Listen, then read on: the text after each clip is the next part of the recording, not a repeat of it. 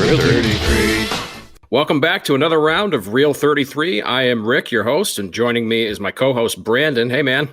Hey, Rick, man. I'm glad to be part of the show again, man. Excited about today's episode. We're going to kind of figure out how this all came about, the whole Rad movie. So we're going to bring our good friend Bill Allen on here in a little bit, and I'm excited about it, man. You probably don't know how it happened, do you? I know bits and pieces. I know last episode we talked a little bit about Bill's role on Hill Street Blues and his Hal Needham seeing the episode where he was in and said, "That's my guy." But that's about as far as it goes for me. I don't really know any details. Before that, there was a whole thought about let's do a BMX movie. So that's that's what I'm excited for. Yeah, that's what I want to hear. That's the missing element here, and I think Bill knows part of the story. So speaking of Bill Allen, man, look who we got on the phone. We got Bill Allen himself. Hello, Bill. Hey, what a coincidence. How's it going, guys? Imagine that. Good to see you, man. Thanks for coming on. Yeah, good to be here. What do we got today, guys? Bill, today we want to ask you, how did Rad happen? Like, what created, who thought of it? Who got together? How did this come about? Who sat around on some, napkin at a Denny's restaurant or IHOP and go, man, we could do BMX. We could get this guy. Tell us how this all came about. Do you know the story? I know it secondhand, mostly from Sam Bernard, the actual originator of the script. He and his partner, Jeffrey Edwards, actually wrote the script, but the genesis started when Sam was walking along the boardwalk in Venice Beach one day, and he saw freestylers for the first time in his life. He saw guys doing cherry pickers and tail whips and frame stands and these tricks that have now become part of the lexicon of BMX. Were very new at the time. And so he befriended a couple of the BMXers, namely Martin Aparicio, and Martin invited him to an exhibition at the Equestrian Center over here in Burbank, California, just a few minutes away from where I am right now. And Sam had Martin and Woody do an exhibition for Hal Needham, the director. And you said Woody, you talking about Woody Edson? Woody Edson. Is there another Woody? It wasn't Woody Woodpecker. So yeah, he had Woody, and Martin meet at the Equestrian Center. They were doing an exhibition there, and Hal got to see them do their tricks. And it didn't take long before he just turned to Sam and said, "There's a movie in here." So he realized the importance of the sport. He had never been exposed to that kind of athleticism on bicycles before, and I think he was just knocked out. So it wasn't long after that that Sam and Jeffrey crafted the script, and it changed over time. In the original script, Cru was more of a delinquent, and SATs were not a part of the storyline. And as scripts go along, they get ideas piled on top of one another, and it's the writer's job to sift through it and make it work.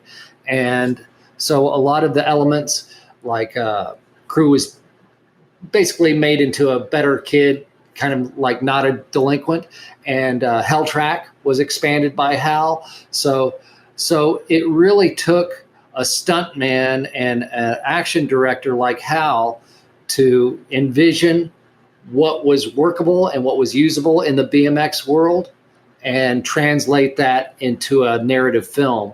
So even though he didn't write it himself, I would say Hal was wildly instrumental in shaping the script and the project to what it ended up as. And it just started out as a little exhibition in a parking lot. So you said Sam was walking down, you said what, Venice Beach, you said? Venice Beach, yeah. This very well could have turned into a breakdancing movie, or could have been about bodybuilding, because that's what Venice Beach is so known for. But instead, BMX shined through, and here we are with Rad. Now, I want to go back to Woody, because if there's a missing element in the movie there. So Woody Edson was there with Martin. They were freestyling. Do you happen to know why Woody was not included in the movie, or why he chose not to be in the movie? Because Woody Edson, he's an icon, so I think they would have loved to have him be part of it, but maybe it was a sponsorship type scenario. Do you have any idea? I have talked to Woody about this, and I think I detected some disappointment in Woody's voice that he wasn't a part of it. You'll have to ask him about that. but he was injured. He was just coming off tour, and he needed some downtime. And I don't know if you guys are aware of this, but rather famously, the movie production company paid very little, if anything, for the writers to come up. Now, they paid the stunt writers to do their stunts, but it was a shoestring budget, and the writers that ended up in the film were there because they wanted to, not because they were making a lot of money. And I don't think they were offering Woody enough money to get out of his injure bed, so to speak, and grin and bear it. So obviously it would have been great to have Woody be a part of it, but frankly, he was a part of it by being a part of the exhibition that day. So sadly, he wasn't in the finished product. But I can tell you, when Martin got the call to go to Calgary, there was not anything that would stop him. He really wanted to be on a film set. He really wanted to represent the sport in the way that he ended up doing. So just kind of two different takes on the same situation. Woody didn't need to prove himself, and Martin very much wanted to be a part of the film. So that's how it ended out. Well, and I know that a lot of sponsors got involved, and they helped get the guys there, like GT, for instance. But, Woody was probably with Hutch at the time. And, of course, Mike Miranda was there. So it would make sense that Woody probably would have been there as well. So we'll have to get Woody on and find out what happened. I don't know. It might be a sore subject, but because, everyone's involved in that movie. And Woody at the time he was very iconic. He's one of the top writers. Hell, he's even got the movie star looks for it, So what a great representation for Hutch had he been on there. And it's so funny because I met Woody for the first time about a year ago. And I got to tell you, man, that gold bike he still has it. That was a gift, and that is an no kidding. That Hutch, wow. I don't think there's a price he will take for that. But, I don't know what, I'm sure he's been offered a lot of money. In fact, I've heard some stories. So we definitely have to get Woody Itzen on and ask him to have an interview with him for sure. Oh, for sure. Yeah, I'm definitely smelling a new episode here in the making. So that's great. So we're talking a little bit about Hal Needham. All Rad fans know that he directed the film, of course, but for those who might not, Hal Needham was a legendary director behind Smokey and the Bandit, Cannonball Run. And for a guy that was such a talented stuntman with car films, to say the least, and moving right into BMX, seeing something that he hadn't seen before, that kind of cemented him into a new role of doing something that hadn't been done yet. We had a world of people who knew about BMX and certainly motocross from on any Sunday from the 70s, Steve McQueen. And that pretty much kicked it off. And while that industry was heating up, he was making movies with Burt Reynolds and Sally Fields and Dom DeLuise. And it was such a diversion from him, but it seems to me that it was right in his style and it was right in his element. Talk to me a little bit, Bill, about what it was like to work with him, knowing who he was in a BMX movie. Well, my experience would be very different than if you talk to one of the stunt players.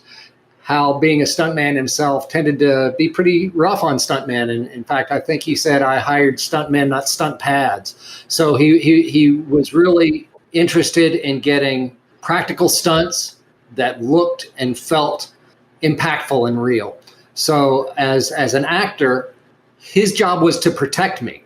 So when he was a stunt player, that was his job on set. And as a director, again, that was his job on set, is to make sure that I remained intact throughout the entire shoot. Otherwise, they got to reschedule and scuttle the shoot. So he was very kind, very encouraging. And, man, we just got along great. I think it's a factor that we were both from the South, and we kind of understood each other on that level. But he had been through so much and was such an experienced guy. Part of it was like rolling off a log for him, directing the action sequences, although he was not a bicyclist himself, obviously. He had to depend on these kids basically to let him know what they were capable of and what they weren't capable of. So in that, it was an unusual shoot for him. But that being said, he was a stunt director. That's why he was brought on. And I think he just did a commendable job. You know, he must have loved this movie because the best stunts were not even planned. I mean, let's be real. Normally, let's crash a car, let's get people risking their lives. These guys were actually, from what I understand, were actually wrecking, with the exception of Mike Miranda. I believe everything else happened naturally. Because you imagine hitting a set of those little anthills, the doubles, and making yourself having to flip like that. That's just not a fun thing to think about, okay? It's not going to be fun. So those guys were actually wrecking. So Hal must have just been loving his job. Like, well, we didn't plan that. We'll keep it, though. And I believe Martin told me that he pushed the guy off into the lake in the trials, and that guy didn't know it was coming. So there's some little fun stories, but I believe Miranda was paid for all of his wrecks, I've been told. We'll have to find that story out. I believe Martin did push a guy into the lake, but the kid didn't know it was coming, and I believe it was a young kid on Powerlight. So, but all the other wrecks, Danny Milwee. Yeah, exactly. All the other wrecks, from what I understand, were actual real wrecks that they went down. So that's pretty cool. You know, but how did they find you, Bill? That's another part of this that we haven't talked about. Where do they locate Bill Allen? Yeah, they located me on the airways. I did a TV show that Hal was a fan of. And the interesting thing to me, I guess, is that performance, the character I played on Hill Street Blues that Hal saw, had zero resemblance to Cru Jones. He was kind of he's tattling on his friends, as well he should have in this episode. But really, had I seen that episode, I wouldn't go, well, there's the next Cru Jones. It wasn't analogous to me. So but he saw you on the show and said, that's the guy. Yeah, punk who knocked out some basketball players or player and got in trouble, as well he should have. And so it wasn't really a character that was reminiscent of Cru Jones in the least bit. I think physically I fit that. I'm 5'8". And so, I look like a kid on a bike. I did at the time.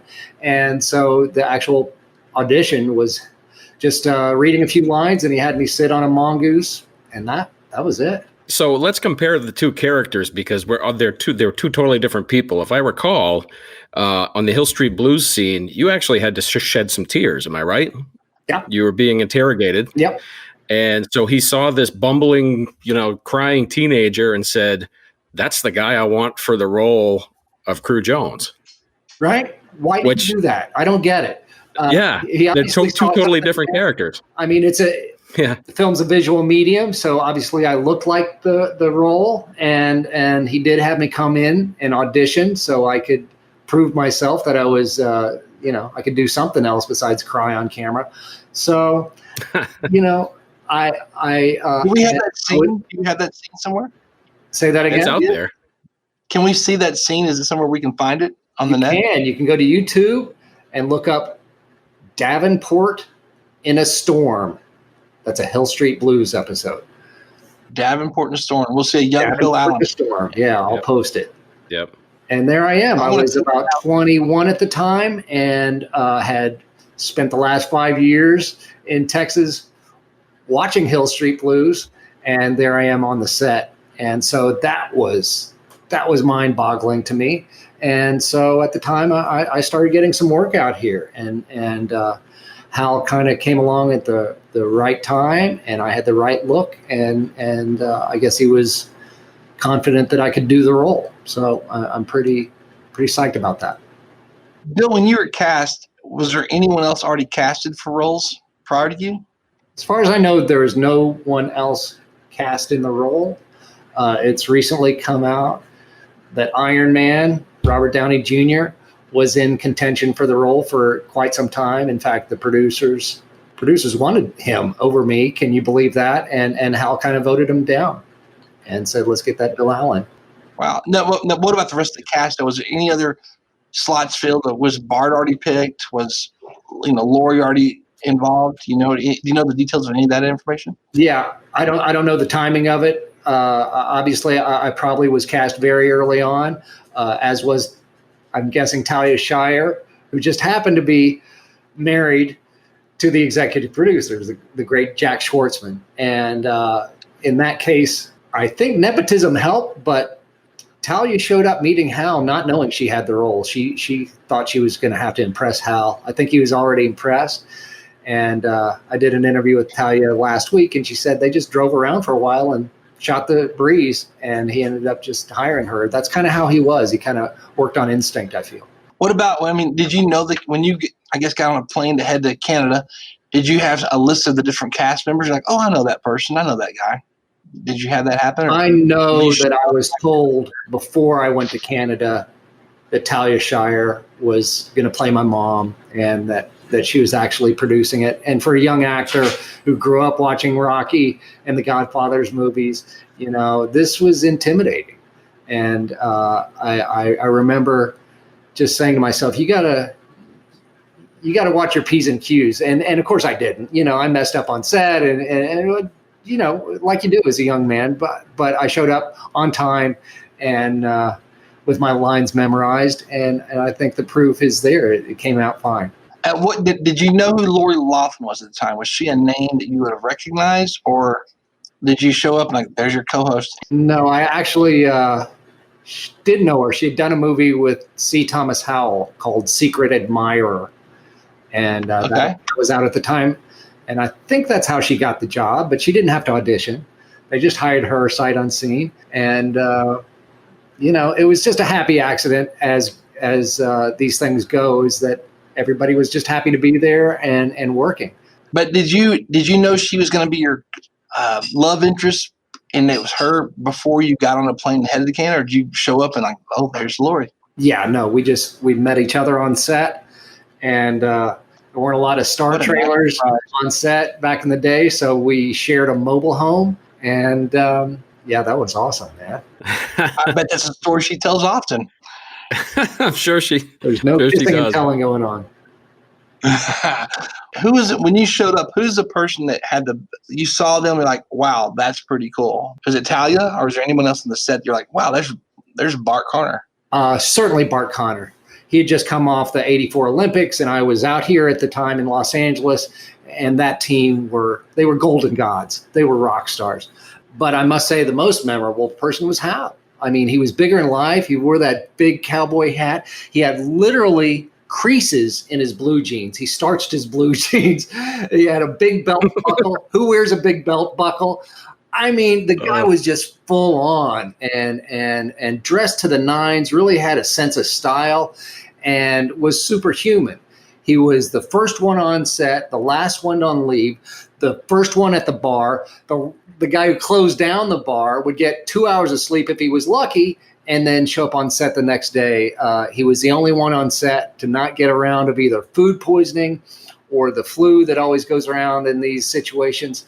So if you read his book, and I suggest you do, Hollywood Stuntman, you'll find out that there are very, very few individuals that come along like this. He really broke the mold. And I've only come now really able to appreciate the time we spent together, and the fact that he pointed at me and went, let's do this. So, I got to know him a little more towards the end of his life, and that was very special. And he was very kind to me. You know, I'm getting choked up just thinking about him. He was one of those guys that you'll never forget, and has done so many things behind the scenes in the industry that you'll never realize unless you read up on his life story. That, I was very lucky to get to work with him in his prime. Did you get a chance to catch up with him at all and see if he had changed? Because I know he made an appearance at the 25th. Am I right? Yep. So was he the same guy that you had remembered from filming all those years later? No, he'd grown old by that time and ripened. You know, I mean, it was really beautiful. He moved into his later years with such grace and elegance. And there was a couple times we did a screening at the Arm & Hammer Museum out here in Westwood. It's a very prestigious screening room, the Billy Wilder screening room.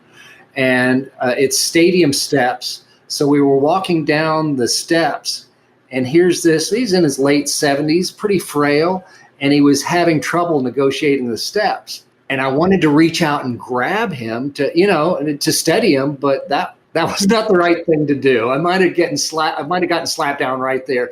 So I was just kind of at the ready, waiting to see if he slipped. And of course he didn't. And there was another time we were out to dinner, and he asked me to hold his wallet while he adjusted his hearing aid. And it was just such a poignant moment for me, watching this old lion who was tougher than anybody I had ever met, just fading out, and the strength was draining, and yet he still smoked like a chimney and still showed up to these events dressed to the nines, and just carried himself with such dignity and grace. Wow. This has been awesome, man. I tell you what we're going to do is, Rick, what's awesome is we're getting the beginning, how it all came about, and we're just going to dissect the movie. So, Bill, you're going to be able to join us maybe on the next episode as well. Is that possible? We can get you to talk about, maybe we'll take the movie through sections, maybe the first 20 minutes, dissect it, talk about it. We'll get some other people on for some interviews, and Bill can help guide us through that. Rick, what do you think? I love it. We have so much ground to cover. As long as Bill is willing to keep talking, I'm going to be here to listen. Just in this episode right now that we're recording, I'm going, okay, now we have to get Sam Bernard on and find out this detail, like what made him choose the BMX over the other stuff going on out there.